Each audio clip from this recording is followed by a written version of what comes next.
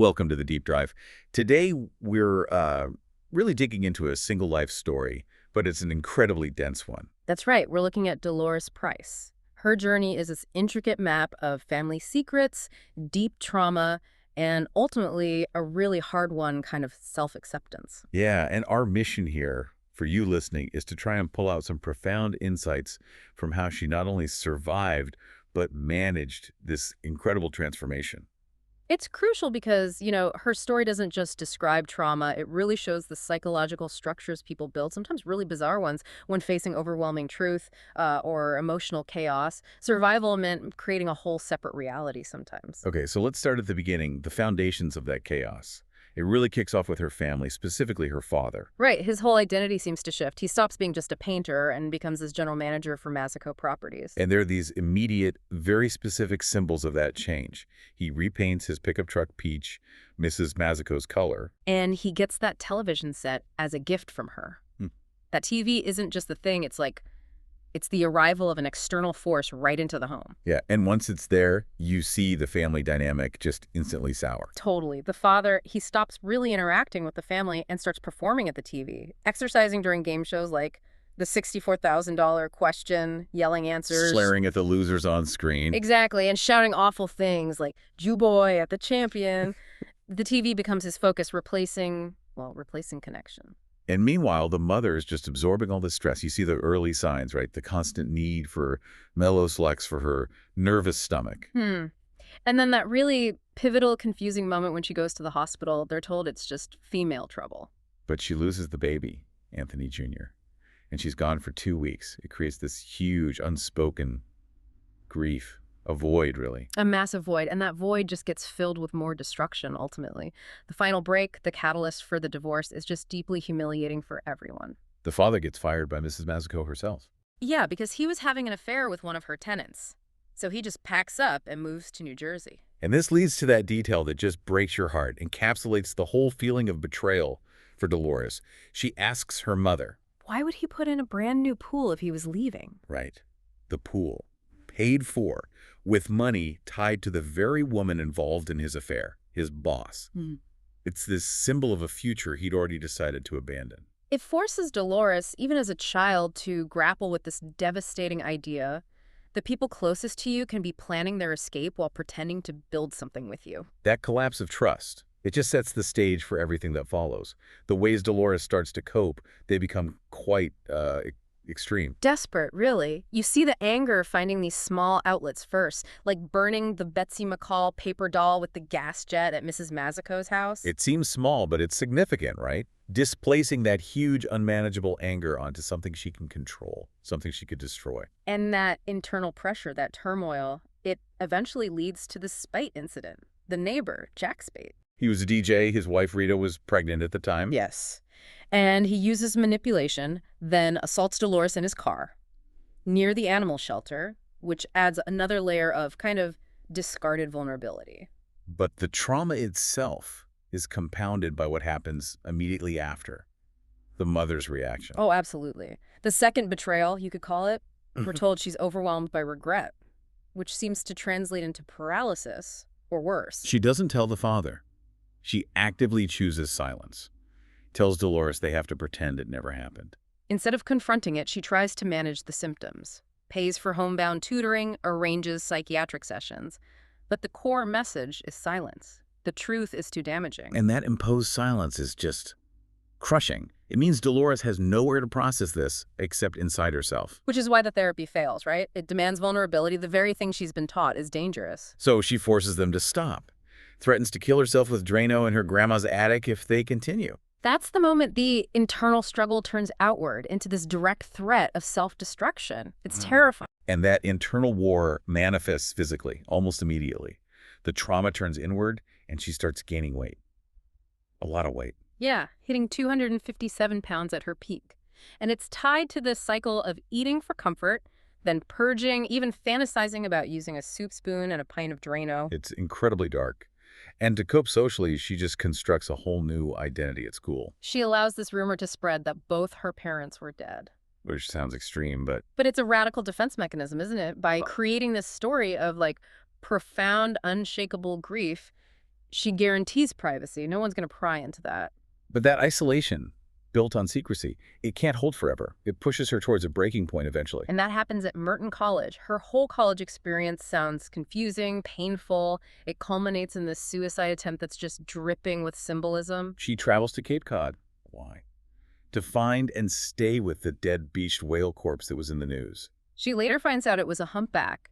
But that act, it's like this primal scream, identifying with something huge, magnificent, but stranded and dying. Which leads her to Gracewood Hospital and Dr. Shaw. Right. And his therapeutic approach is, well, let's just say unconventional. Definitely controversial. He calls her his little guppy. A metaphor, presumably, for potential growth in the right environment. And he uses the hospital swimming pool for therapy. Including prenatal and toddler regression exercises. That's unusual. I agree. The idea, I think, was to bypass all those layers of adult defenses she'd built up. By revisiting those really early stages, infancy, maybe even pre-birth, he's trying to provide a sense of safety, of maternal connection she missed. And the mother-daughter role-playing. Same goal, probably. To rewrite that fundamental relationship dynamic in a controlled, safe space. Okay, but the real breakthrough seems to happen almost by accident, outside of planned sessions. Yes, the encounter with Duty, the college caretaker, it results in this spontaneous sexual climax, which understandably throws Dolores into a panic. Given her history with Spate, she immediately tries to frame it through the lens of abuse, of shame. And Dr. Shaw's response is key. He's almost clinically neutral about it. He calls the orgasm just friction. Fiction. Yeah. He basically says it doesn't define her sexuality, it doesn't carry moral weight. But, crucially, he adds that it jolted her out of passivity. So by delinking the physical sensation from all the emotional baggage, he helps her reclaim her body's capacity for response, separate from coercion or shame. Exactly. It's a moment of reclaiming physical agency. And that psychological freedom seems to unlock the physical transformation. Right. Over the next couple of years, she loses 126 pounds, gets down to 138 pounds by age 24. And she's very clear about this. She lost the weight, not Dr. Shaw. It was her doing, her agency. But just as she finds that agency, it gets tested immediately. In her romantic life, she meets Dante. The teacher, the poet from Vermont. She found him through Eddie Ann's Instamatic photos, right? And she idealizes him. Totally. But she falls right back into the old pattern, tries to secure this relationship with lies. Builds this whole elaborate fiction. Her father's a pediatrician. She has this great job. Her past is completely scrubbed clean. She's trading truth for what she thinks is security, trying to protect herself from another Spate. And almost immediately, the cycle of abuse threatens to start all over again. They get pregnant. They even name the fetus Vita Marie. But she decides on an abortion, a difficult one involving vacuum suction. And Dante's reaction is telling. Initially, he tries empathy. I'm in mourning, too. But then later, he's whistling while unpacking groceries. That casual lack of real feeling just exposes the performance. And then the abuse becomes explicit. He starts repeating her father's patterns, slapping her. Using these incredibly cruel, loaded nicknames. Sister Mary Chastity, Monsignor Frustration when she resists sex. It's like her past is literally repeating itself. And that forces the final reckoning. Yeah. The moment she chooses truth, no matter the cost. A big aha moment. And where does it happen? In a Burger King, of all places. So mundane. But she realizes she has to tear down the whole facade. She confesses everything. All of it. Gracewood, the therapy, the Etch-a-Sketch she used to draw her ideal life, the fact her father isn't dead. But it's not just about her secrets. She confronts him. She accuses him of emotional masturbating. Yeah, basically saying he gets off in manipulating her, shocking her, controlling her emotions. She directly links his behavior to her past abusers. She forces him to see the power dynamic. And his reaction proves her point instantly. Right. He doesn't deny it. He reacts with violence, slams his food bag down. It confirms everything she just said about his need for control. That outburst gives her absolute clarity. So the illusion is shattered. Yeah. And now Dolores can finally start building an authentic life on her own terms. She goes back to Rhode Island. And she works. Multiple jobs, assistant manager at Buckbinders, cashier at Grand Union. Even DJing Polish Night at the China Paradise with Roberta. Right. And she's saving money, actively working towards buying her own house. That financial control is so important, it's a concrete form of emotional independence. And her understanding of her past starts to shift, too, especially about her mother. She has this realization. Her mother wasn't just passive or weak. She was a warrior of love in her own flawed, desperate way. She remembers her ma cutting the television cord once. A seemingly crazy act. But Dolores reframes it. Her mother understood, maybe unconsciously, that staying trapped in that suffocating environment, especially Grandma's house, meant Dolores would never be free. Cutting the cord was an act of trying to break that hold. Wow. That's a powerful reinterpretation. So the mother's strange painting, the one with the flying leg, that becomes the only piece of home she keeps. Because it represents that flawed, maybe desperate, but real attempt to fight for her. It's authentic, unlike the peach truck or the pool. And she starts building real relationships now. Yeah. Based on honesty. Like with Roberta. The former tattoo parlor owner, yeah. They share stories. Roberta helps her with job stuff. It's mutual support. And then there's Thayer, the contractor.